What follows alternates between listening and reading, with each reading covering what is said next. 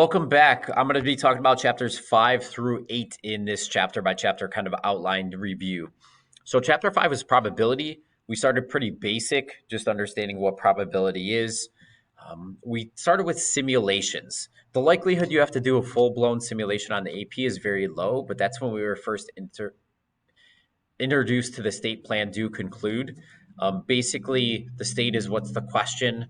I'm trying to estimate the probability that the next three people receive a parking spot. Model, you had to use specific numbers, like say there's a 61% chance you get a parking spot. I would say like 0, 1 to 61 receive a parking spot, 62 to 99, and 00 don't receive a parking spot. And then you had to explain, like I'm going to look at three two-digit numbers and say we wanted to estimate the probability exactly two of the next three people get a parking spot. So I'm going to look at three two-digit numbers and record if at least two of those three numbers were 0, 1 to 61. Then the do is actually using your random number table and going two-digit numbers at a time. Like, yes, they got the spot. No, they didn't. And then the conclusion would be like, according to the simulation, the probability that at least two people get the parking spot is blank. But we barely did many trials, so it's not going to be really accurate. Probability, just in general, is the law of large numbers. You think about flipping a coin. You flip it 5 times, it might be heads all 5 times. That doesn't mean the coin is unfair. You flip it 1,000, 10,000, 100,000 times, it's going to get closer and closer. So you have these very drastic changes, and then it starts to level out and get closer and closer to the real probability. That's the law of large numbers. Disjoint, mutually exclusive, they mean the same thing, that the events cannot happen at the same time. So the probability that I flip a coin and it's heads and tails, 0. The probability that I come to a traffic light and it's red and yellow at the same time, 0. It's one or the other. Independent events. The probability of one event happening does not impact the probability of the other event happening.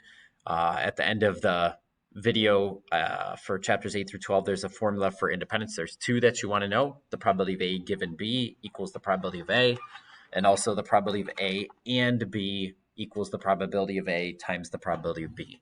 Those are two formulas you can use to prove independence or disprove. Two quick probability rules. The sum of all the probabilities has to equal 1, and all the probabilities have to be between 0 and 1. We talked about the probability of at least 1, meaning 1 minus the probability of none, or you could use binomial, which we learned in chapter 6. You want to be able to construct two-way tables, tree diagrams. I would not go Venn diagrams, and then be able to use those and analyze those to answer questions like, what's the probability of A or B, A and B, A given B? Are these events independent? And that's kind of what this next bullet is talking about. And then proving independence using one of those formulas I mentioned above. So that's chapter 5. Chapter 6 was random variables. So you may have to take a word problem and create a probability model. And this is like a discrete probability model, like number of heads flipped, 0, 1, 2, and what the probability of each is. Discrete meaning they're countable. There's gaps between them. How many siblings do you have? 0 or 1 or 2 or 3? Versus continuous random variable is something you're measuring, like height, time, temperature, weight, distance. Like there's an infinite amount of possibilities. The temperature outside is 70 degrees or 70.12 degrees or 70.126 degrees. That would be a continuous random variable.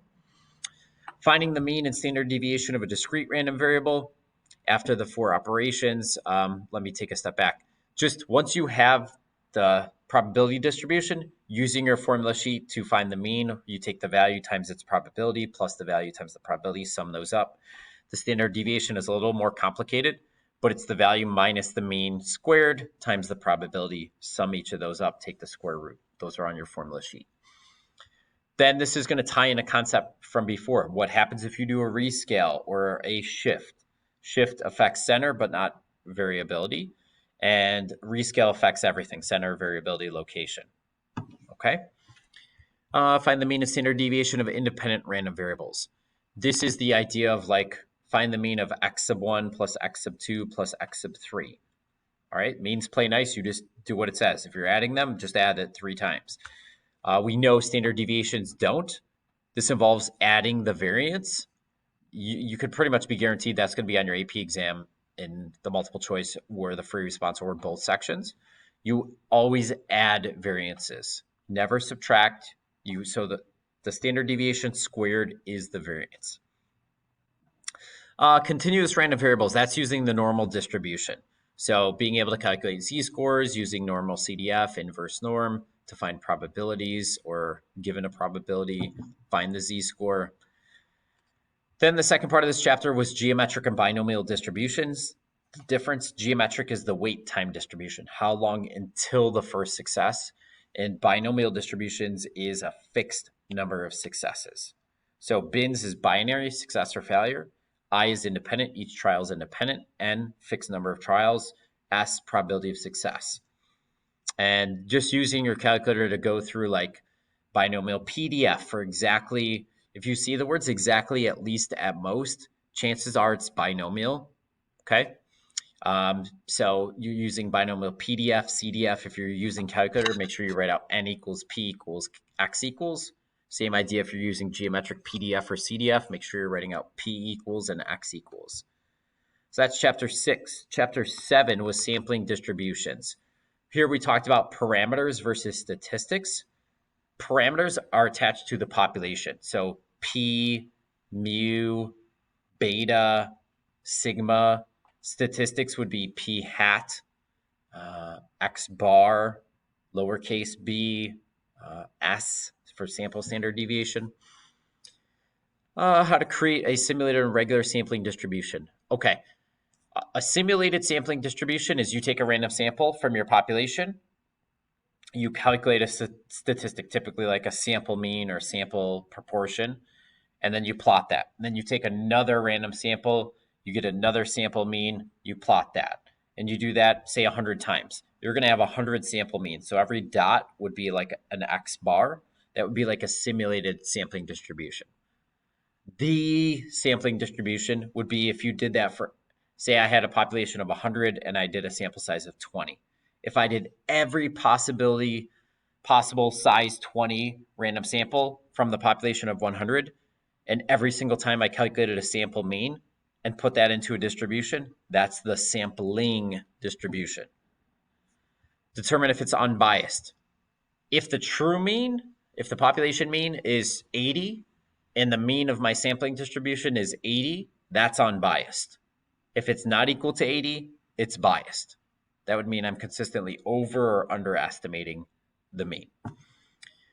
Sample size, as the sample size goes up, the variability goes down because we're getting a more precise estimate. Describing the center shape and spread, that's just getting into conditions. Center shape variability, formulas are on your formula sheet. For sampling mean and sampling for sampling mean and sampling proportion. That was chapter 7. That paved the way for chapters 8 through 12, which is all about inference. So chapter 8 was, we looked at confidence intervals. And this was being able to interpret a confidence interval in context. So if I'm estimating the proportion of people with blue eyes, I might say we are 95% confident that the interval from 0.1 to 0.18 captures the true proportion of US adults with blue eyes. That's interpreting a confidence interval. Confidence level, there's repeating letters, 2 E's, 2 L's. This is the capture rate. So if I perform the random sample many, many times, about 90% of the resulting confidence intervals will capture the true proportion of US adults with blue eyes. Basically, this idea of if you have many, many, many confidence intervals, that's what percent of them will capture the true parameter. Point estimate, that's the average of a confidence interval. Take the lowest and the highest, the lower and upper bound, take the average of those two, that's your point estimate. That's your sample proportion, P hat, your sample mean, X bar, whatever your statistic is. Margin of error is just the critical value times the standard error. Okay, sample size goes up, you have smaller margin of error because you're more precise estimates. Confidence level goes up, your margin of error goes up. I think, read that Garfield cartoon, and he's like, the weather person is like, tomorrow's weather is going to be, we're going to have somewhere between 0 and 200 inches of snow. And Garfield's like, wow, this guy's never wrong. Like, yes, you could be 100% confident you're going to say that, but it's completely worthless. One proportion Z interval, one proportion Z, no, we didn't do that. One proportion Z or T interval. Conditions, just going through those, random 10%. And then for Z, it's large counts. Your matching number is 10 because it's categorical, which has 1T, 110. Quantitative has 3 T's, so 3 10s, 30. This is where we talk about the central limit theorem to see if the sampling distribution is going to be approximately normal. Using your calculator, using inverse norm or inverse T to get a critical value. So if I have a 90% confidence interval, there's 90% in the middle, 5% in each tail, I would do inverse norm 0.05.